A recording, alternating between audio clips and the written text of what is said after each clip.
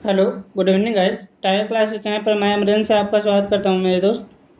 तो आज optical instrument का ही एक नया टॉपिक लेकर आया हूं जिसका नाम है विजुअल एंगल। यदि इसके पीछे का वीडियो आप लोग नहीं देखे होंगे तो टेलीग्राम पर जाकर टारगेट क्लास हिलसा लिखें, आपका वहां पर सारा वीडियो अवेलेबल है मेरे दोस्त। और वीडियो में यदि लेटर स्पष्ट न देखें तो सभी वीडियो का पीडीएफ भी अवेलेबल है। आप पीडीएफ से कॉपी पर लिख सकते हैं। तो कॉपी कलम निकाल कर आप बैठ जाएं। अब आप लोग के बीच स्टार्ट करें विजुअल एंगल। नया टॉपिक है विजुअल एंगल। विजुअल एंगल के बारे में समझेंगे मेरे दोस्त कि विजुअल एंगल होता क्या है। तो सबसे पहले आप लोग को हम ये समझाना चाहते हैं कि विजुअल एंगल इसका हिंदी होता है दर्शन कोण। विजुअल एंगल इसका हिंदी होता है दर्शन कोण। तो दर्शन कोण के बारे में हम समझेंगे, यानी विजुअल एंगल क्या है, दर्शन कोण किसे कहते हैं, इसके बारे में सबसे पहले समझेंगे। तो कहता है कि वस्तु की ऊपरी सिरा और वस्तु की निचली सिरा, यहाँ पर देखेंगे मेरे दोस्त, वस्तु की ऊपरी सिरा, वस्तु की ऊपरी पॉइंट और वस्तु की निचली पॉइंट, वस्तु की ऊपरी पॉइंट और वस्तु की निचली पॉइंट के सहारे जो आँख पर कोण बनता है उसे विजुअल एंगल कहते हैं मेरे दोस्त। यहाँ पर देख रहे होंगे विजुअल एंगल दर्शन कोण। तो कह रहा है वस्तु के ऊपरी पॉइंट तथा निचली पॉइंट के साथ आँख पर जो कोण बनता है उसे विजुअल एंगल कहते हैं। विजुअल एंगल कहते हैं, ये उसे विजुअल एंगल कहते हैं, उसे दर्शन कोण कहते हैं। इसे अल्फा द्वारा सूचित किया जाता है मेरे दोस्त, इसे अल्फा द्वारा सूचित किया जाता है। तो अल्फा द्वारा सूचित किया जाता है। अब याद रखेंगे मेरे दोस्त, दर्शन कोण का मान दो कारक पर निर्भर करता है। दर्शन कोण का मान दो कारक पर निर्भर करता है। कौन कौन सा कारक होता है इसके बारे में समझें। पहले सिंपल आप समझें, किसी भी वस्तु को देखते हैं, आपको यहाँ पर डायग्राम खींचकर बता रहे हैं मेरे दोस्त, यानी वस्तु के ऊपरी सिरा और निचली सिरा के सारे कैसे कोण बनता है उसे विजुअल एंगल कहते हैं, इसके बारे में समझें। मान लें यानी इस रूप में हमारी आँख है, यदि हम थोड़ा देर के लिए ऐसा मान लें, यानी एक मिनट मेरे दोस्त, यहाँ से आपको दिखा रहे हैं। मान लें हम कि यहाँ पर इस रूप में आँख है, यहाँ पर ऐसा यानी आई सॉरी यहाँ पर ए आपके मान लीजिए, यानी आपका आई हो गया, आँख हो गया। अब यहाँ पर देखें आँख पर वस्तु की ऊपरी सिरा और निचली सिरा के सहारे किस रूप में कोण बनेगी इसके बारे में समझें। मान लें ये आँख पर आपका एक लाइन आ रही है, ठीक, यहाँ पर एक वस्तु ऐसे खड़ा है, ये आपका वस्तु हो गया। तो वस्तु के ये निचली पॉइंट है और ये देख रहे हैं वस्तु के निचली पॉइंट, कर्सर से दिखा रहे हैं, वस्तु के ये निचली पॉइंट हो गया और ए वाला है जो वस्तु की ऊपरी पॉइंट हो गया। अब यहाँ पर देख लें ऊपरी पॉइंट को आँख पर ऐसे ला के टच कर दिए, ठीक है। वस्तु की निचली सिरा और वस्तु के ऊपरी सिरा के सहारे आँख पर जो कोण बना, यहाँ पर देखें ये वस्तु का ऊपर का पॉइंट है, ये वस्तु का नीचे का पॉइंट है, और यहाँ पर देख रहे होंगे एक एंगल बना, एक कोण बना, यानी यह कोण को हम क्या कहते हैं, अल्फा। इस कोण को क्या कहा जाता है, अल्फा। इसे विजुअल एंगल कहते हैं। किसी भी वस्तु के निचली पोजीशन, यहाँ पर आप देख रहे होंगे निचली पोजीशन और इसकी ऊपरी पोजीशन के सहारे आँख पर जो कोण बने इस कोण को विजुअल एंगल कहते हैं, इसे विजुअल एंगल कहते हैं। तो ये समझे होंगे मेरे दोस्त, वस्तु के ऊपरी और वस्तु के निचली ये दोनों किरणें जब निकल कर आती है तो हमारी आंखों पर टच करते हैं। जैसा कि यहाँ पर देख रहे होंगे वस्तु के ऊपरी सिरा के सहारे एक किरण निकल के आ रही है और ये वस्तु के निचली सिरा के सहारे किरणें निकल कर आ रही है और दोनों के दोनों किरणें यानी टच करती है नीचे की ओर मेरे दोस्त। तो वस्तु के ऊपरी और वस्तु के निचली सिरा के सहारे आँख पर जो कोण बनता है इस कोण को ही नाम होता है मेरे दोस्त विजुअल एंगल। यानी ऊपरी सिरा और ये वाला निचली सिरा और ये दोनों के सहारे यहाँ पर देखें यानी एक कोण बना, इसे अल्फा कहें और इसे ही कहते हैं विजुअल एंगल, यानी विजुअल एंगल दर्शन कोण कहते हैं। दर्शन कोण से रिलेटेड आपका ये टॉपिक का बहुत काम करेगा जब कंपाउंड माइक्रोस्कोप और सिंपल माइक्रोस्कोप बताएंगे तो आगे आप चलते हैं मेरे दोस्त नेक्स्ट पॉइंट। दर्शन कोण दो कारक पर निर्भर करते हैं, दर्शन कोण दो कारक पर निर्भर करते हैं। यहाँ पर देख भी रहे होंगे दर्शन कोण दो कारक पर निर्भर करते हैं। अब सबसे पहला निर्भर करता है वह वस्तु के आकार पर, वस्तु के आकार पर। दर्शन कोण का मान पहला निर्भर करता है वस्तु के आकार पर। मान लें ये वस्तु है, ये आपका वस्तु है।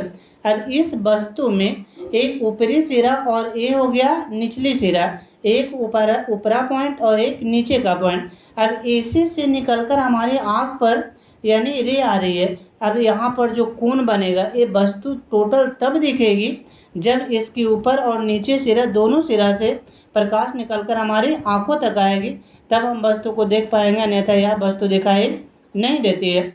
तो इसकी ऊपरी और निचली पॉइंट से हमारी आंख पर जो कोण बना यह कोण विजुअल एंगल कहलाया। अब विजुअल एंगल किस पर निर्भर करता है? तो दो कारक पर। सबसे पहला याद रखेंगे मेरे दोस्त, मान लें ये भी एक प्रकार की वस्तु है, दो प्रकार की आपके पास में वस्तु है। एक वस्तु यहाँ पर देख रहे होंगे ऐसा है, यानी इस रूप में पहला वस्तु, और यहाँ पर देखें ये आपका दूसरी वस्तु, देख रहे होंगे दोनों में अंतर है। यहाँ पर ये वस्तु बड़ी दिख रही है और ये वस्तु छोटी दिख रही है। कब? जब दोनों का डिस्टेंस बराबर है, हमारी आँख से दूरी दोनों का बराबर है। तो कह सकते हैं यानी बड़े दिखने का मतलब है कि इसमें विजुअल एंगल का मान बड़ा बन रहा है, और इसमें छोटे दिखने का मतलब है इसमें विजुअल एंगल का मान छोटा बनता है। बड़ा दिखने का मतलब है इसमें विजुअल एंगल का मान बड़ा बनता है, और यहाँ पर ये वस्तु छोटी दिख रही है, इसका मतलब इसमें विजुअल एंगल का मान छोटा बनता है। तो यही निर्भर करता है वस्तु के आकार, वस्तु के आकार, वस्तु के शेप, साइज पर।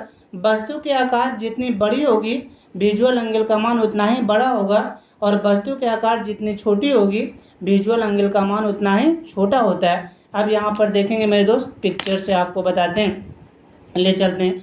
तो सबसे पहले आपको बताएं, पहला मतलब पॉइंट है जिसमें आपका निर्भर करता है। यहाँ से अब देखेंगे इसका आगे का पॉइंट, नेक्स्ट पॉइंट। तो कह रहा था वस्तु के आकार पर, अभी अभी आपको हम समझाएं भी मेरे दोस्त, वस्तु के आकार पर यह निर्भर करता है किस पर? तो वस्तु के आकार पर निर्भर करता है दोस्त। तो यहाँ पर आप देख भी रहे होंगे वस्तु के आकार, यानी वस्तु के आकार बढ़ाने से दर्शन कोण का मान बढ़ जाता है। अभी अभी आपको दिखा रहे थे कि साइज बड़ा है तो दर्शन कोण बड़ा, और साइज छोटा है तो दर्शन कोण का मान छोटा, यानी वह निर्भर करता है। आप यहाँ पर डायग्राम भी देख सकते हैं, यहाँ पर जो देख रहे हैं डायग्राम में, तो यहाँ पर वस्तु छोटी है और यहाँ पर वस्तु बड़ी है। एक स्थान पर वस्तु छोटा और एक स्थान पर वस्तु बड़ा। तो वस्तु छोटी है तो यहाँ पर कोण भी देख रहे होंगे छोटा बन रहा है, और वस्तु बड़ी है तो एक कोण भी क्या है? बड़ा बन रहा है। मतलब वस्तु के आकार पर निर्भर करता है। वस्तु के आकार ज़्यादा होगा तो दर्शन कोण की मान अधिक होगी, और वस्तु का आकार कम होगा तो दर्शन कोण की मान कम होती है। यानी यह निर्भर किस पर करता है? तो वस्तु के आकार पर, बशर्ते कि आँख और वस्तु के बीच की दूरी में कोई बदलाव न हो। आँख और वस्तु के बीच की दूरी में कोई बदलाव न हो। मतलब यहाँ पर देख रहे हैं एक दूरी x1 और यहाँ पर देखें एक दूरी नीचे में x2 है, तो ये दोनों डिस्टेंस बराबर हो। यानी यहाँ से लेके आँख तक का दूरी और यहाँ से लेके ए आँख तक का दूरी, ये दोनों यदि बराबर होगी तो उस कंडीशन में वस्तु का आकार बड़ा होगा तो दर्शन कोण बड़ा होगा, और वस्तु का आकार छोटा होगा तो दर्शन कोण का मान छोटा होगा। यानी यह निर्भर करता है ये वस्तु का आकार पर मेरे दोस्त। आप देखेंगे नेक्स्ट पॉइंट, दूसरा नंबर है, यहाँ पर आपको लिखे थे बीटा का मान बड़ा होता है अल्फा से, यानी कब? यदि x1 x2 दोनों आपस में बराबर होते हैं। अब मेरे दोस्त आगे चलेंगे, नेक्स्ट टॉपिक है सेकंड पॉइंट में, कहता है वस्तु तथा आँख के बीच की दूरी, वस्तु तथा आँख के बीच की दूरी पर, वस्तु तथा आँख के बीच की दूरी पर। अब यहाँ पर मेरे दोस्त दूरी बढ़ाने पर दर्शन कोण का मान घट जाता है, दूरी बढ़ाने पर दर्शन कोण का मान घट जाता है। अब हम आपको एक एग्जांपल देना चाह रहे हैं, यानी इससे रिलेटेड एक एग्जांपल है। मान लें एक आदमी है वह पहाड़ पर है और एक दूसरा आदमी है वह नीचे है। जैसे ही पहाड़ पर से हम किसी नीचे की वस्तु को देखते हैं तो वह बहुत छोटी छोटी दिखता है। इसका रीज़न क्या है जानते हैं? यानी दोनों के बीच की दूरी बढ़ गई है। यानी पहाड़ पर हैं और एक नीचे से हम देखें दोनों कंडीशन में अंतर होती है। जैसे मान लें ये वस्तु, माने कि यदि वस्तु है, ये वस्तु को हमको छोटा दिखना है, तो छोटा देखने के लिए आप याद रखेंगे दोस्त, ये वस्तु है और इस वस्तु को हमको छोटा देखना है, तो वस्तु को छोटा देखने के लिए वस्तु को आंखों से दूर ले जाना होगा, और इस वस्तु को बड़ा देखने के लिए वस्तु को आंखों के पास लाना होगा। जितना आंख के पास आएगा उतना ही वस्तु बड़ी दिखेगी। यह भी एक फिक्स है कि यहाँ पर देखें 25 सेंटीमीटर पर, यदि 25 सेंटीमीटर से अंदर करें तो यह स्पष्ट दिखाई नहीं देने लगेगी। मतलब 25 सेंटीमीटर पर वस्तु सबसे बड़ी दिखती है, 25 सेंटीमीटर पर वस्तु सबसे बड़ी दिखती है और अनंत पर वस्तु बहुत छोटी दिखती है।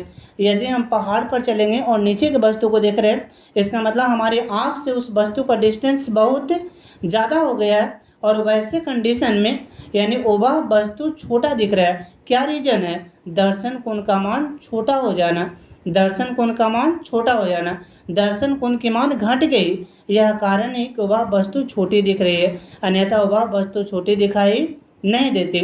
तो दूसरा याद रखना है मेरे दोस्त कि वस्तु तथा आँख के बीच की दूरी पर निर्भर करता है। ये है बहुत छोटा सा टॉपिक, लेकिन यानी सिंपल माइक्रोस्कोप और कंपाउंड माइक्रोस्कोप में ये आपको बहुत ज़्यादा काम करने वाला है। तो ये आपको बताएं, वस्तु और आँख के बीच का डिस्टेंस दूरी बढ़ाने से दर्शन कोण घटती है और दूरी घटाने से दर्शन कोण की मान बढ़ जाती है। और सबसे बड़ा दर्शन कोण कब होगा? जब वस्तु 25 सेंटीमीटर पर होगा। जैसे इतना पर रखे हुए हैं तो 25 सेंटीमीटर पर होगा, तो उस कंडीशन में याद रखेंगे मेरे दोस्त कि दर्शन कोण का मान सबसे बड़ा होता है, दर्शन कोण का मान सबसे बड़ा होता है। अब इसके आगे चलते हैं। दर्शन कोण कितने कारक पर निर्भर किए हैं? तो 2। सबसे पहला कौन सा है? तो बताएं, वस्तु की साइज, आकार पर। वस्तु के आकार बढ़ा दें तो दर्शन कोण की मान बढ़ जाती है और वस्तु के आकार घटा दें तो दर्शन कोण की मान घट जाती है। दूसरा याद रखना दोस्त कि आँख तथा वस्तु के बीच की दूरी पर, आँख तथा वस्तु के बीच की दूरी पर, आँख तथा वस्तु के बीच की दूरी बढ़ाते हैं तो वैसे कंडीशन में दर्शन कोण का मान बढ़ाने से घट जाता है, यानी घटता है और घटाने से बढ़ जाता है। सबसे ज़्यादा कब होगा? जब वस्तु 25 सेंटीमीटर पर होगी। सबसे बड़ी दर्शन कोण कब होगी? जब वस्तु 25 सेंटीमीटर पर। जब वस्तु 25 सेंटीमीटर पर होगा तो उस कंडीशन में दर्शन कोण का मान सबसे बड़ा होगा, लेकिन जब अनंत पर होगा तो दर्शन कोण का मान बहुत छोटा होगा।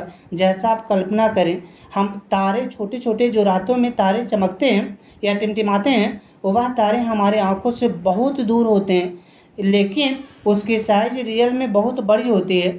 यह कारण है कि दूर होने के चलते वह एक छोटा सा सितारा जैसा दिखता है, लेकिन जो यदि वही तारा बहुत पास में आ जाए तो इतनी पृथ्वी से कई गुना उसका साइज बड़ा है, उस पृथ्वी से कई गुना साइज उसकी बड़ी होती है।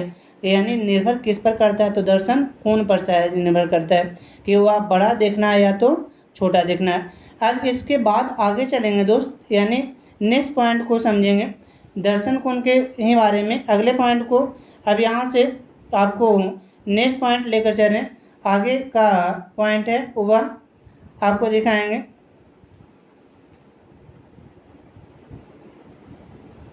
तो यहाँ पर इतना समझा दिए ये दोस्त। ये आपका पिक्चर बना हुआ है, यहाँ पर पिक्चर से यदि समझना चाहते हैं तो आप देख सकते हैं कि ये वस्तु का साइज बराबर है, ये आँख के करीब है और ये वाला आँख से दूर है। करीब है तो यहाँ पर कोण अल्फा बना, दूर है तो बीटा बना। तो देखने में भी लग रहा है कि अल्फा का मान बड़ा है, कितना से? बीटा से। जैसा कि यहाँ पर आप देख भी रहे होंगे, अल्फा का मान यहाँ लिखा हुआ है, अल्फा का मान बड़ा है किससे? बीटा से। कब? जब H1 H2 आपस में बराबर होते हैं, H1 H2 आपस में बराबर होते हैं। तो ये था दोस्त विजुअल एंगल के बारे में। अब इसके बाद आगे जो पढ़ना है वह मैग्नीफिकेशन पावर के बारे में, कोणीय आवर्धन जिसे कहते हैं, इसे मैग्नीफिकेशन पावर भी कहा जाता है। अब नेक्स्ट पॉइंट हम आपको लेकर चलते हैं। यहाँ पर लिखा हुआ है कोणीय आवर्धन, मैग्नीफिकेशन पावर, या इसे आवर्धन क्षमता भी कहते हैं। अब आवर्धन, आप लोग आवर्धन तो पढ़े होंगे। आवर्धन का डेफिनेशन होता है कि प्रतिबिंब की ऊंचाई और वस्तु की ऊंचाई। अब प्रतिबिंब की ऊंचाई चाहे तो लेंस से हो या दर्पण से हो, दोनों कंडीशन में हो सकता है। प्रतिबिंब की ऊंचाई तथा वस्तु की ऊंचाई के अनुपात होता है, या अनुपात ही कहलाता है, यानी आवर्धन। लेकिन यहाँ पर मैग्नीफिकेशन पावर है, दोनों अलग चीज़ है। और एग्जामिनेशन में 1 से 2 बार क्वेश्चन आया हुआ है मेरे दोस्त। तो इसके बारे में सबसे पहले आप समझेंगे। कहता है मैग्नीफिकेशन पावर क्या है, इसे कहते हैं आवर्धन क्षमता। अब आवर्धन क्षमता का परिभाषा है कि यहाँ पर देखें, आपका अंडरलाइन करके दिखाना चाहते हैं। यह यंत्र के सहारे प्रतिबिंब द्वारा आँख पर बना कोण। अब इसका मतलब क्या हुआ? यंत्र का मतलब हुआ, जैसे आपके पास में एक चश्मा है, तो चश्मे लगाकर वस्तु को देखें, तो चश्मे के सहारे वस्तु को देखते हैं तो वस्तु की साइज चाहे तो बड़ा कर देती है या छोटा कर देता है। तो यंत्र के सहारे, यंत्र का मतलब हुआ इसमें है कि छोटा नहीं करना, बड़ा करना। किसी यंत्र के सहारे यानी आँख पर बना दर्शन कोण, यंत्र के सहारे आँख पर बना दर्शन कोण। और एक है, कहता है कि बिना यंत्र के सहारे, बिना यंत्र के मतलब हुआ कि जो हमारी प्राकृतिक आँख है वह डायरेक्ट आँखें से देखना है, हमें आगे न तो चश्मा लगाना है, यानी न तो सिंपल माइक्रोस्कोप का यूज़ करना है, न ही कंपाउंड माइक्रोस्कोप का यूज़ करना है। यानी बिना चश्मा और सिंपल माइक्रोस्कोप या दूरदर्शी किसी प्रकार का हो, यानी बिना यंत्र का प्रयोग करके जो आँख पर दर्शन कोण बनेगा, ठीक, ये दोनों का जो अनुपात होगा, यह अनुपात को कहते हैं मैग्नीफिकेशन पावर। एक बार फिर से हम समझाना चाह रहे हैं। कह रहा है कि यंत्र के सहारे, जैसे मान के चलें यह एक वस्तु है, यह वस्तु यंत्र के सहारे जब देख रहे हैं तो इतना बड़ा दिख रहा है। यंत्र के सहारे मतलब आपके पास में जैसे स्टोन बॉक्स है खरीदते हैं तो वहाँ पर एक सिंपल माइक्रोस्कोप मिलता है, यानी एक प्रकार का माइक्रोस्कोप होता है जिसे सिंपल माइक्रोस्कोप कहते हैं।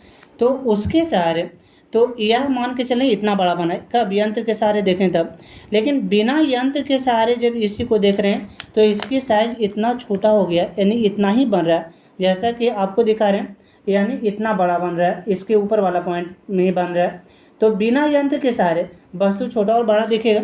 यंत्र मतलब डायरेक्ट सिंपल आँख से देखें, यानी बिना यंत्र, और यंत्र का मतलब कह सकते हैं माइक्रोस्कोप, टेलीस्कोप या सिंपल हो, कंपाउंड हो, किसी प्रकार का यंत्र लगा कर देखें और वो दोनों के सहारे जो कोण बनता है उसे विजुअल एंगल कहते हैं। यहाँ उस दोनों के सहारे जो कोण बनता है उसे विजुअल एंगल कहते हैं। तो ये चले दोस्त विजुअल एंगल के बारे में आपको बताएं कि विजुअल मतलब आवर्धन क्षमता के बारे में बताएं, यानी इसे मैग्नीफिकेशन पावर कहते हैं।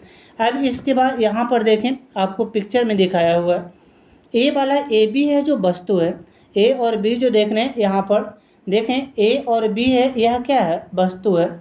तो ए वस्तु है, इस वस्तु को बिना यंत्र के सहारे, किसी प्रकार का यंत्र नहीं लगाए हैं, तब इसके सहारे जो कोण बन रहा है, यहाँ देख रहे हैं अल्फा बन रहा है, बिना यंत्र के सहारे कोण अल्फा बना। लेकिन यही वस्तु को जब यंत्र लगा कर देखते हैं तो इसका एडेंस बीडेंस इमेज बनता है और इसके सारे जो टोटल कोण बना वह बीटा बन रहा है। टोटल कोण कितना बन रहा है? बीटा। पहले ऑलरेडी वस्तु बिना यंत्र डायरेक्ट आँख से देखें तो कोण अल्फा बन रहा था, लेकिन यंत्र के सहारे लगाएं तो कोण बीटा बना। तो यही होता है, यहाँ पर देखें बीटा बटा अल्फा, मतलब यंत्र के सहारे बना कोण और बिना यंत्र के सहारे आँख पर बना कोण। ये जो अनुपात होता है, यह अनुपात को ही कहते हैं कोणीय आवर्धन।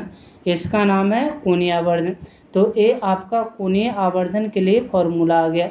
एम बराबर याद रखना है बीटा बटा अल्फा होता है, एम बराबर बीटा बटा अल्फा, कोणीय आवर्धन। एग्जामिनेशन में 2 से 3 बार क्वेश्चन आया हुआ है, एग्जाम व्यू से बहुत ही महत्वपूर्ण टॉपिक है। अब इसके बाद नेक्स्ट पॉइंट देखेंगे। आगे कहता है, आपका सवाल कह रहा है कि आवर्धन और आवर्धन क्षमता में अंतर, मतलब मैग्नीफिकेशन और मैग्नीफिकेशन पावर दोनों के बीच में अंतर आपको स्पष्ट करना है। तो अंतर स्पष्ट आप ज़्यादातर कोशिश करेंगे वैसा ही किसी के बीच में अंतर आ जाए, एक साइड में पहले पॉइंट को, दूसरे साइड में दूसरे पॉइंट को, इस टाइप का आप अंतर करेंगे तो आपको मार्क्स अच्छे मिलेंगे, तो और स्पष्ट पता भी चलता है। तो सबसे पहले एक साइड में यहाँ पर आप देख रहे होंगे आवर्धन और यहाँ पर देख रहे हो आवर्धन क्षमता। एक साइड में आवर्धन और एक साइड में आवर्धन क्षमता है। तो यहाँ पर देखें, कहता है यह रेखीय आवर्धन है। रेखीय आवर्धन का मतलब क्या हुआ, यह एक लाइन मतलब इसमें कोई किसी प्रकार का कोई एंगल निर्भर नहीं करता है। लेकिन यह कोणीय आवर्धन का मतलब क्या हुआ, यह कोण पर निर्भर करता है। लेकिन यह एक लाइन मतलब लंबाई, वस्तु की लंबाई पर निर्भर करता है, यानी यह रेखीय है और यह कोणीय है। सेकंड पॉइंट, प्रतिबिंब की ऊंचाई और वस्तु की ऊंचाई के अनुपात को 89 से पढ़ते आ रहे हैं कि प्रतिबिंब की ऊंचाई और वस्तु की ऊंचाई के अनुपात होता है, वह आवर्धन कहलाता है। लेकिन अभी पढ़ाई मेरे दोस्त कि प्रतिबिंब के सारे आंख पर बना कोण और वस्तु के सारे आंख पर बना कोण के अनुपात आवर्धन क्षमता कहलाता है। ये आपका दूसरा अंतर हो गया। यानी इसके बाद तीसरा, m बराबर H2/H1, 10 क्लास में भी पढ़ना था। m बराबर H2/H1 प्रतिबिंब की ऊंचाई तथा वस्तु की ऊंचाई के अनुपात को मैग्नीफिकेशन कहते हैं। लेकिन मैग्नीफिकेशन पावर का डिफिनेशन है कि यानी किसी यंत्र के सहारे बना कोण और बिना यंत्र के सहारे बना कोण, यानी कि अनुपात कहलाता है मैग्नीफिकेशन पावर। अतः m बराबर बीटा बटा अल्फा। अब नेक्स्ट पॉइंट चलेंगे दोस्त, यानी इसमें भी का मान बढ़ाने पर बढ़ता है। क्यों? क्योंकि भी का मान जब बढ़ेगी तो m बराबर एक भी बटा यू फॉर्मूला होता है। m बराबर फॉर्मूला होता है भी बटा यू। अब यहाँ पर देखो m बराबर लिख भी देते हैं, m बराबर फॉर्मूला हो गया, m बराबर फॉर्मूला हुआ m बराबर भी बटा यू, m बराबर भी बटा यू। अब देखें भी का मान बढ़ेगा तो m का मान बढ़ेगा, समानुपाती है। समानुपाती होने के कारण भी के मान जब बढ़ती है तो m का मान बढ़ता है। अतः हम कह सकते हैं कि भी के मान बढ़ने से बढ़ता है, लेकिन इसमें भी के मान बढ़ने से घटता है। क्यों? क्योंकि भी का मान जब बढ़ेगा, मान लें कि मेरे मतलब यहाँ पर ऐसा आप सपोर्ट डेट माने, यहाँ पर आँख है, ये आपका आँख हो गया, ठीक है। अब यहाँ पर आँख से इतना दूरी है और इतना दूरी पर ये आपका वस्तु हो गया। अब दूरी बढ़ाएंगे तो बताओ दर्शन कोण की मान क्या होगी, घट जाएगी। अभी आपने सीखे कि भी का मान मतलब आँख और वस्तु के बीच की दूरी बढ़ती है तब विजुअल एंगल का मान घट जाता है। अतः वही है कि भी का मान बढ़ने से इसका मान घटता है मेरे दोस्त। तो आगे चलते हैं। इसके बाद यानी इसका मान 1 और इन्फिनिटी के बीच होता है, मतलब 1 और अनंत के बीच होता है। इसका मान O1/D/Fe से लेकर D/Fe के बीच, मतलब इसका मैक्सिमम वैल्यू इतना होता है और न्यूनतम वैल्यू इतना होता है, इसके बीच मान आएगा। अन्यथा न तो इससे कभी यानी ज़्यादा आ सकता और न इससे कभी कम। ये मैक्सिमम वैल्यू है, ये वाला न्यूनतम। इसके बारे में सिंपल माइक्रोस्कोप में ज़्यादा विशेष समझेंगे। आगे आपको लेकर चलते हैं अब नेक्स्ट पॉइंट के बारे में। अगला पॉइंट में कह रहा है यानी इस पर एक न्यूमेरिकल दिया हुआ है। वस्तु के सहारे, यहाँ पर देख रहे होंगे, वस्तु के सहारे आंख पर बना दर्शन कोण का मान 0.5 है, मतलब अल्फा बराबर 0.5। अब कहता है प्रतिबिंब के सहारे 20 डिग्री, तो 20 डिग्री बीटा बराबर 20 का फॉर्मूला होता है m बराबर बीटा बटा अल्फा। m बराबर बीटा बटा अल्फा, तो m बराबर बीटा बटा अल्फा। अब नेक्स्ट पॉइंट चलें तो m का मान दिया हुआ है, m का मान की जगह पर m का मान, यानी सॉरी बीटा की जगह पर बीटा और अल्फा की जगह पर अल्फा, दोनों को काट दें, आंसर आ गया 40 डिग्री। तो m का मान कितना आ गया, 40 डिग्री। तो आज का टॉपिक में मैं विजुअल एंगल के बारे में वर्णन किए। यह विजुअल एंगल का मान है, वह विजुअल एंगल में आप सिंपल समझें। आपका ये बहुत ही सिंपल टॉपिक है, लेकिन छोटे छोटे पॉइंट जब तक फिजिक्स में याद नहीं होगा, जब तक हम बड़ी पॉइंट को अच्छी तरह डिफाइन नहीं कर सकते हैं। अतः एक बहुत छोटा सा टॉपिक है, लेकिन आपको सिंपल माइक्रोस्कोप और कंपाउंड माइक्रोस्कोप में अति महत्वपूर्ण टॉपिक है। और एग्जामिनेशन में ये आवर्धन क्षमता के बारे में जो बता रहे हैं, एग्जामिनेशन में 2 से 3 बार 9 और यानी 20 के बीच में लगभग 2 से 3 बार क्वेश्चन ये आया हुआ है। आप क्वेश्चन बैंक में जा कर के इसे देख सकते हैं। तो आज का टॉपिक इतना ही पर समाप्त करते हैं। नेक्स्ट आप लोग के बीच में लेकर आएंगे simple microscope and compound microscope के बारे में बताएंगे। तो आप इस वीडियो को अच्छी तरह से देखें मेरे दोस्त, और यदि वीडियो अच्छा लगे तो कमेंट बॉक्स में कमेंट ज़रूर करें। आपका कमेंट हम मेरे लिए बहुत ही महत्वपूर्ण होता है मेरे दोस्त। तो जय हिंद।